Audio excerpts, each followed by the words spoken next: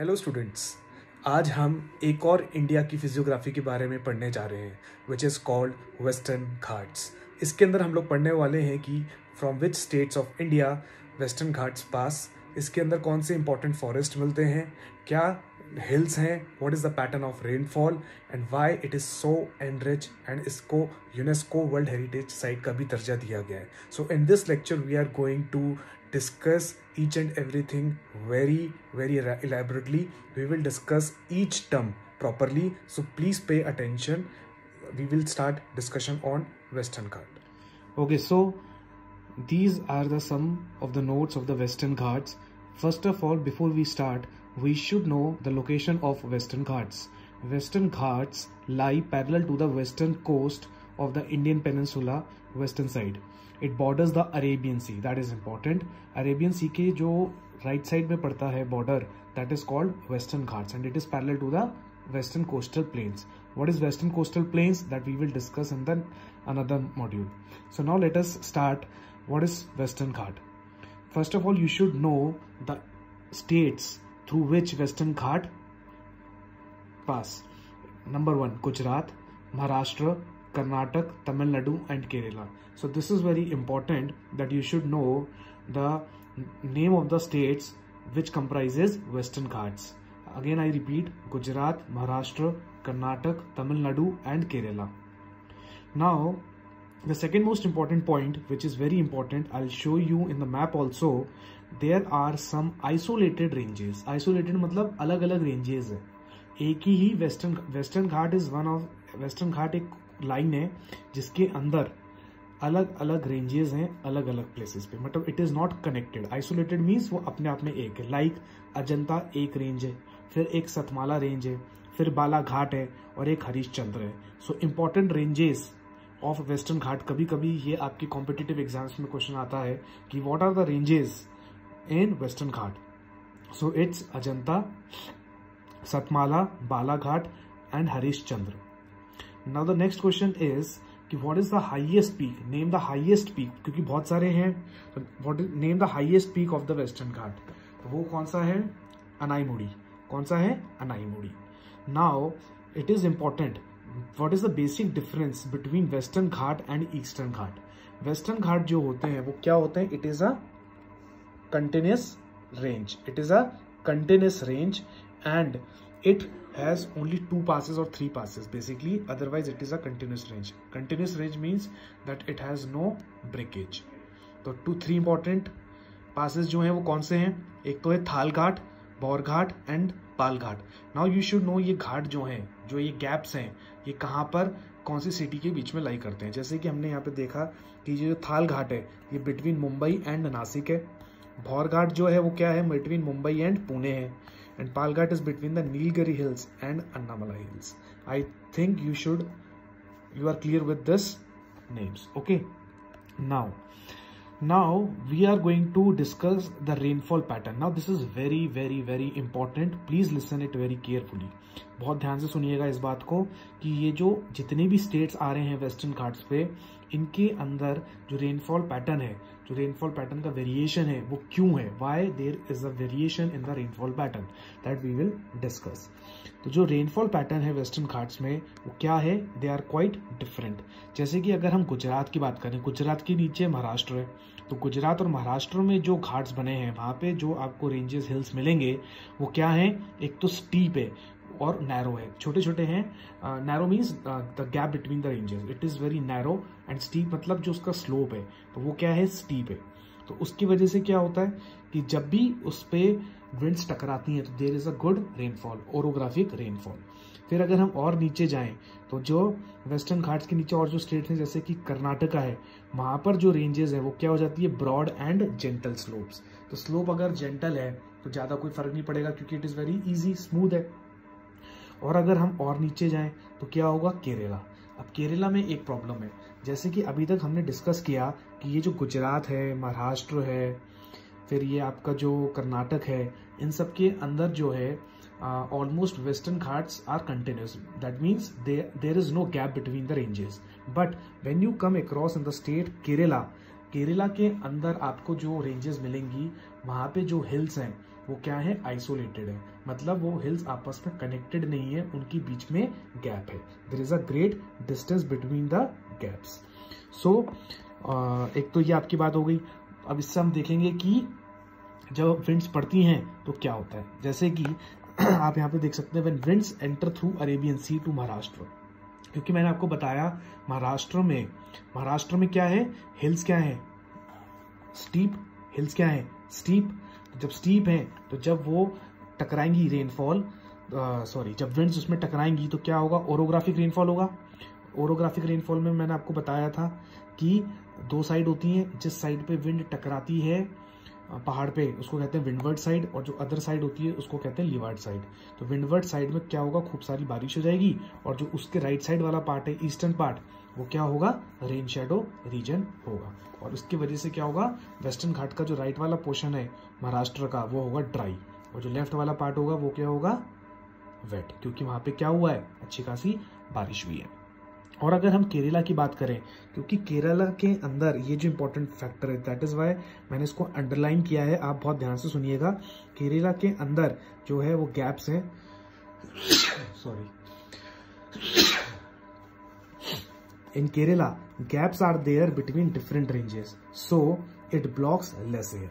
तो जो केरला है उसके अंदर क्या है, गैप्स है, जिसकी वजह से वो एयर को ब्लॉक नहीं कर पाती और जिसकी वजह से फिर ओरोग्राफिक का इफेक्ट नहीं आ पाता है। So many amount Passage away, तो बहुत सारी हवा जो केरला स्टेट को स्ट्राइक करती है, it crosses the Western Ghat and goes to the eastern portion, that is why we do not get so much rainfall. So अब आपको याद हो जाएगा, एग्जाम में आ सकता है आपसे कि कौन से स्टेट, वेस्टर्न घाट के कौन से स्टेट में अच्छी खासी रेनफॉल होती है, तो that is Maharashtra. Okay, I think you are clear with this concept. Now you should know, आप जैसे पढ़ते हैं कि जो सदर हिल्स है हमारे इंपॉर्टेंट, जैसे कि Nilgiri hills, Cardamom, Annamalai hills, ये बहुत इंपॉर्टेंट नाम है, please do learn these names. I am repeating the names, Nilgiri hills, Cardamom hills, Annamalai hills. ये जो तीनों हिल्स हैं साउथ के बहुत इंपॉर्टेंट हिल्स हैं, but you should know these three hills are not part of a western Ghat. Western Ghat के ये part नहीं है geographically. According to geography these three hills are not a part of western Ghat, and you should remember कि Western Ghat की highest peak कौन सी है, Anamudi. So Anamudi is one name, Nilgiri hills is one name, Cardamom and Annamalai hills. So these are very important names. And इनके अलावा मैंने आपको बताया था कि Ajanta, Satmala, Balaghat and Harishchandra, these are the some isolated ranges located in the Western Ghat. So Kerala की हमने बात कर ली। अब जो हमने कर्नाटका का कहा था कि महाराष्ट्र के नीचे आता है, तो कर्नाटका में क्या है, क्योंकि वहां पे ब्रॉड है और स्लोप क्या है, जेंटल, तो वहां पे क्या होता है, वो जो एयर का पार्सल आता है, जो हवा आती है वो क्या हो जाती है, ठहर जाती है, allowing cloud droplets to grow. तो उसकी वजह से क्या होता है, वहां पे क्लाउड्स बन जाती है और प्रेसिपिटेट होने लगता है as a rainfall. So Karnataka में जो माउंटेन्स हैं वो भी कंटिन्यूस है, so no gaps, so clouds can't easily escape to leeward side. So this is very important line. In Karnataka mountains are continuous, so mountains क्या है, कंटिन्यूस है, तो जिसकी वजह से कोई गैप नहीं है, और फिर जो क्लाउड्स वहां पे बन रहे हैं, जो कि जेंटल स्लोप की वजह से एयर पार्सल वहां पे इकट्ठे हुए हैं और जिसकी वजह से क्लाउड्स बने हैं, वो क्या हो रहे हैं, वो वहीं पे ठहर जाते हैं। So clouds can not easily escape to leeward side, दूसरे साइड जो है वो वहां पर एस्केप आउट नहीं हो पाते हैं। अब जो एक इंपॉर्टेंट बात मैंने आपको लास्ट टाइम भी बताई थी, अभी थोड़ी देर पहले, फ्यू मिनट्स बैक, कि we have two important gaps in Maharashtra, that is known as Thalghat and Bhorghat. Thalghat आपको मैंने बताया था, it is between Mumbai and Nasik, and Bhorghat is a gap between Mumbai and Pune. तो Western घाट reason में जो maximum rainfall होती है वो कहाँ पे होती है, कर्नाटका, बिकॉज कर्नाटका के अंदर तो आपका गैप ही नहीं है। देखो आप वापस मैं दिखाऊं आपको, जो गैप्स की हमने बात करी है वो कहाँ पे बात करी, एक तो थालघाट, बोरघाट। पालघाट क्या है, नीलगिरी हिल्स और अन्नामलाई हिल्स, पर नीलगिरी हिल्स और अन्नामलाई हिल्स तो वेस्टर्न घाट के पार्ट ही नहीं है। So Palghat basically is not a part of Western Ghat. So basically we have two passes, Thalghat and Borghat. Thalghat और बोरघाट जो है वो किसको बिलोंग करते हैं, महाराष्ट्र को करते हैं। वहां रेनफॉल होता है पर वहां पे गैप तो आ गया, कर्नाटका में तो गैप भी नहीं है। देखो कर्नाटका के अंदर गैप नहीं है, इसलिए एग्जाम में पूछ सकता है आपको कि पूरे वेस्टर्न घाट में सबसे मैक्सिमम रेनफॉल कहाँ होती है। मैक्सिमम रेनफॉल सबसे ज्यादा कहाँ पे होती है, कर्नाटका में, और लीस्ट कहाँ पर होती है, केरला में, क्योंकि वहां पे सबसे ज्यादा आइसोलेटेड हिल्स है। I think you are clear with this. Now Western Ghats come under UNESCO world heritage site. और ये तो सबसे ऊपर सुपर इंपॉर्टेंट पॉइंट है कि जो वेस्टर्न घाट है वो क्या है, यूनेस्को की वर्ल्ड हेरिटेज साइट है। क्यों भाई, यूनेस्को ने ऐसी तो उसको वर्ल्ड हेरिटेज साइट नहीं दी, वहां पे कुछ स्पेशल चीजें होती हैं, कुछ इंपॉर्टेंट चीजें होती हैं। कैसे, we have a good heavy rainfall. सबसे पहला फैक्टर क्या है कि वेस्टर्न घाट में हैवी रेनफॉल है। दूसरा क्या है, ट्रॉपिकल एवरग्रीन फॉरेस्ट है। वहां पे हमको किस तरीके का फॉरेस्ट मिलता है, ट्रॉपिकल, क्योंकि जब रेनफॉल हो रही है तो एवरग्रीन फॉरेस्ट मिलेगा। एंड ये कौन से लैटिट्यूड को कवर करता है, ट्रॉपिकल लैटिट्यूड्स को कवर करता है। That is why it is named as tropical evergreen forest. Now we also have tropical deciduous forest. This is very interesting point कि ऐसा एरिया जहां पे हमको एवरग्रीन भी मिल रहा है, डेसिडियस भी मिल रहा है, और थॉर्न फॉरेस्ट भी मिल रहा है। So we have a great diversity. So we have a great diversity. That is why the Western Ghat is put under the UNESCO World Heritage Site. तो आप इस बात को बहुत ध्यान में रखिएगा। और मैं आपकी नॉलेज के लिए एक बात और बता दूं कि रिसेंटली राजस्थान में जयपुर सिटी को भी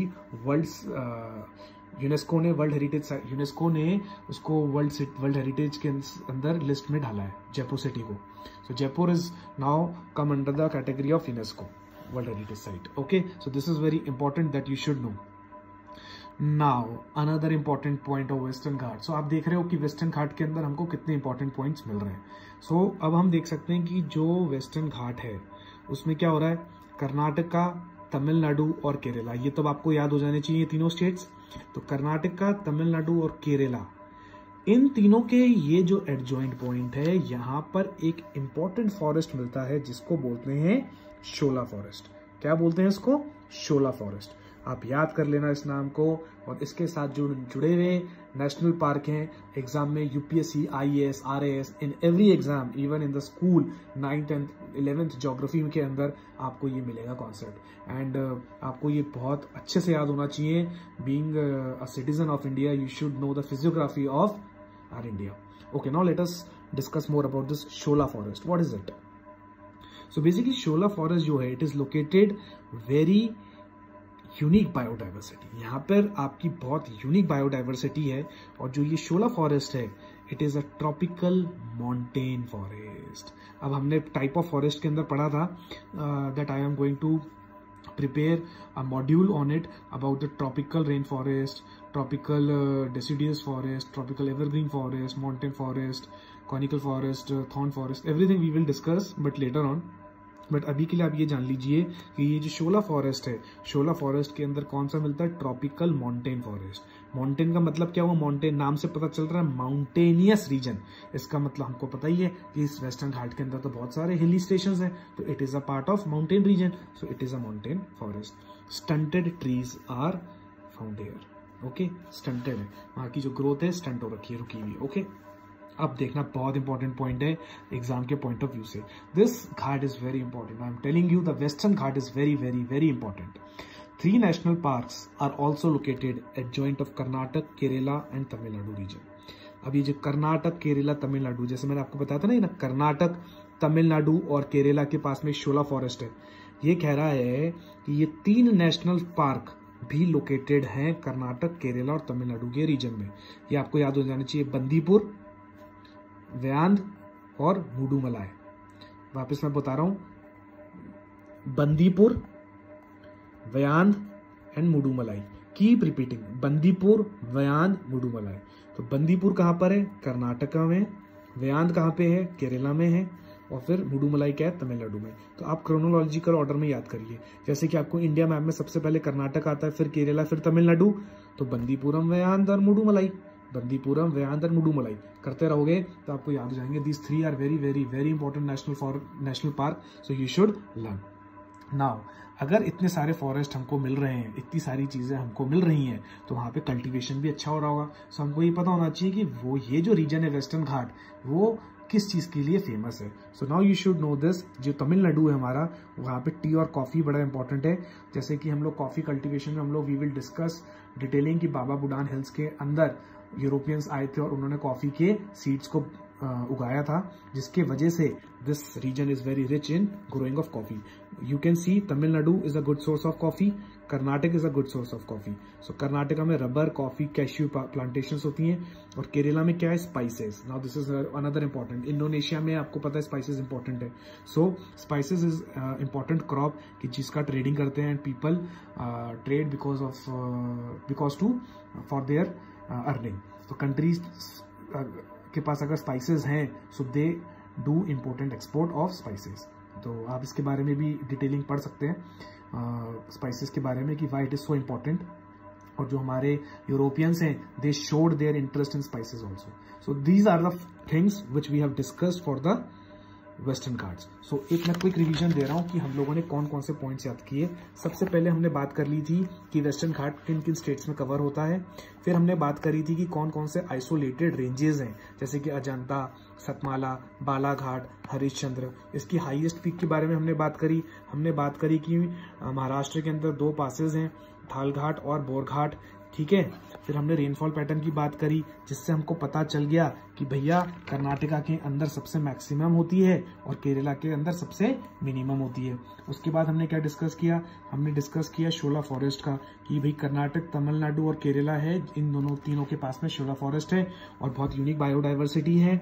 और इसके अंदर हमारे पास नेशनल पार्क है बंदीपुर, व्यान और मुडुमलाई, कर्नाटक, केरला, तमिलनाडु के अंदर. फिर हमने कल्टीवेशन की बात करी. टी, कॉफी और स्पाइसेस बहुत इंपॉर्टेंट क्रॉप्स हैं and they are called cash crops. Basically they are called cash crops because from these crops you can earn a lot of money. So I hope you are clear with this all concepts of Western Ghats बहुत अच्छे से. If you have any kind of problem regarding the Western Ghats, please let me know. And now I have put some map also. Please go through it and have a good glimpse of it. Then only you can learn these names. Thank you.